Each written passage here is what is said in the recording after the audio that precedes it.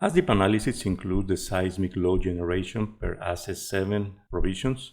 But what information is required for this kind of analysis? And how do you enter this information in the program?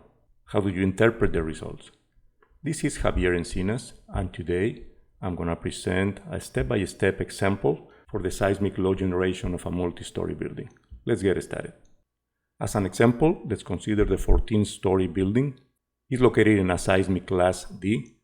The seismic acceleration parameters are SS 1.09, S1 0.35, SMS 1.25, SM1 0.86. The building is in a risk category 2.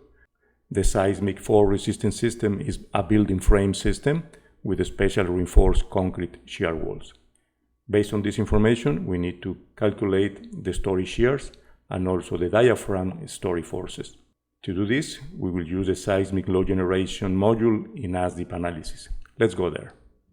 When you open ASDIP analysis, you see the modules included in the package: seismic loads, snow loads, wind loads, and beam analysis. In this case, we're going to show an example for seismic loads. I have already created an example for this purpose, so let's double click on this node. And this is the template of the seismic load generation in ASDIP analysis. In the left pane, we enter the information. From the statement of the example, we know that the project is in a site class D, which corresponds to medium dense sand or stiff clay. In addition, we know the response acceleration parameters: SS, S1, SMS, and SM1. All these matches with the example numbers. If these values are not provided, they can be found in several sources. The program shows this link, which is a very good source of information. Let's click on the Building tab. Here the risk category 2, which corresponds to all structures except those listed in risk categories 1, 3, or 4. Here in the seismic fall resistance system, we know that this is a building frame system. So click on this option B, and then click on this button, Design Coefficients and Factors. Here there are several options for this building system. In this particular case, we're going to select special reinforced concrete shear walls. The program will read all these factors and coefficients and will use them in the calculations. And finally, here at the bottom, the structure type by period. There are 4 options to calculate the period of the structure. In this case, we'll use the option 4, all other structural systems. Finally, let's go to Geometry tab. Here we enter the information regarding the stories. In this case, it's a 14-story building. In each story, we need to specify the seismic weight in kips and also the story height in feet. In this case, the common story height is 11 feet, except for the first story, which is the lobby, 15 feet. So this is all the information that was provided in the statement of the example. At the right pane, we have the results. In the Calculations tab, it's a step-by-step report of calculations with exposed formulas and also references to the ASCE 7 provisions. The program calculates the spectral response acceleration parameter SDS and SD1.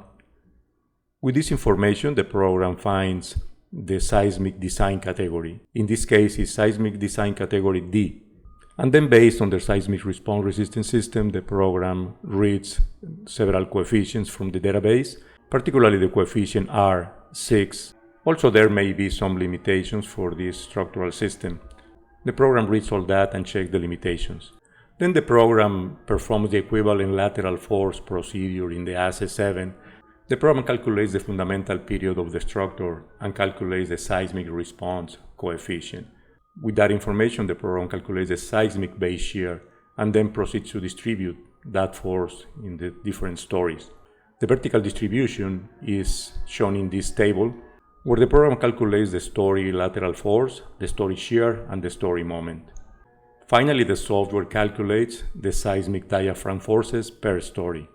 Graphically, if we go to the Graph tab, the program shows a building elevation showing the lateral forces at each level of the structure. These are the generated lateral forces that will be used later in the analysis of the structure. As you can see, it's very easy to generate the seismic loads in a multi-story building using this module in ASDIP analysis.